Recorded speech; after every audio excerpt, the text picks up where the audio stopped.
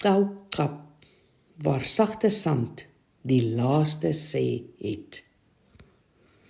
Streke dra hul name soos geheime, wat eers met tyd oopvou. Party name klink eenvoudig, maar as jy lank genoeg luister, begin hul fluister van geskiedenis, landskap en mense wat lank al verdwyn het. So is dit met Koukap, 'n wêreld wat halfpad tussen stilte en herinneringe leef. Langs Namibië se suidwestelike kus lê 'n uitgestrekte gebied wat vir dekades afgesper was vir gewone voete en nuuskierige oë. Die see aan die een kant en die Oranje rivier aan die ander, en berge wat soos wagte teen die binneland staan. Verlang was dit 'n plek waar permitte, hekke en streng reëls ter sprake was. Alles ter wille van die klein blink klippies wat onder die sand gelê en wag het. Vandag ken ons die streek as Koukap Nasionale Park, 'n Nama-naam wat diep sand of sagte sand beteken. 'n Naam wat sag op die tong lê, amper te lig vir 'n plek met so 'n harde geskiedenis. Voorheen was dit die spergebied, 'n woord met harde klank en grense wat nie toestemming gevra het nie, net bevele gegee het. Die diamantverhaal het in 1908 begin, toe Zacharias Lawala, 'n spoorwegwerker, 'n klippie opgetel het wat mooi blink langs die treinspoor gelê en skitter het. Daardie klein glinstering het die stilte van die kuslyn oopgebreek.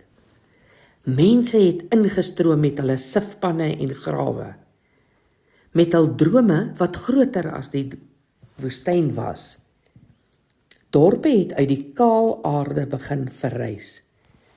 Kolmanskop met sy danssaal en ysblokke, Pomona en Elizabeth Bay met hul kortstondige lewens, en by Bogenvels die groot rotsboog wat soos 'n deur na 'n ander tyd bly staan het. Ek wonder soms hoe dit moes voel om daar te woon. Om saggens wakker te word met sand teen die venster en snags onder ligte te sit wat uit 'n ongenaakbare landskap opgetower is. Om te glo dat geld genoeg is om selfs 'n woestyn te tem. Maar 'n woestyn leer jou geduld, en sy lesse is altyd stadig. Toe die diamante minder geword het, het die mense begin wegtrek. Die musiek het stil geword. Deure het oopgewaai.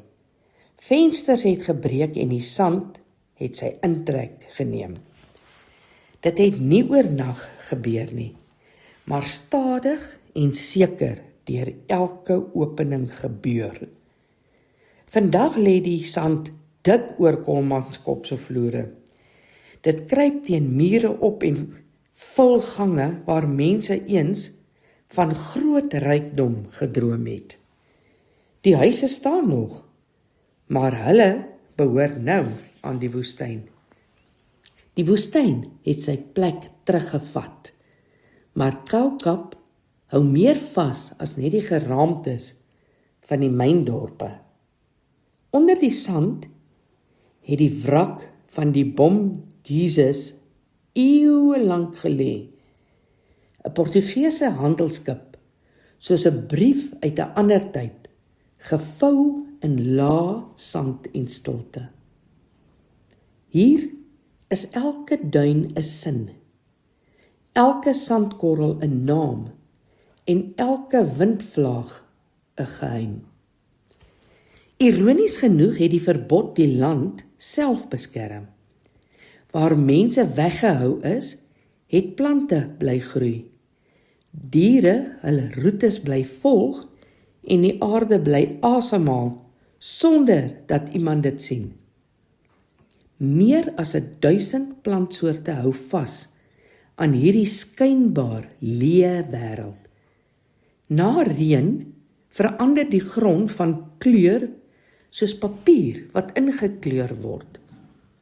Ons kyk soms te vinnig en besluit te gou dat 'n streek leeg is. Maar bruin hyenas volg die robbekolonies en gemsbokke sny hulle lyne oor die vlaktes. Die voëls volg die kus en die riviermond en klein lewens vorm hul eie heelal op plekke waar water skaars 'n gerug is. Die streek is beslis nie leeg nie. Hy is net stil. Toegang bly egter vandag nog beperk.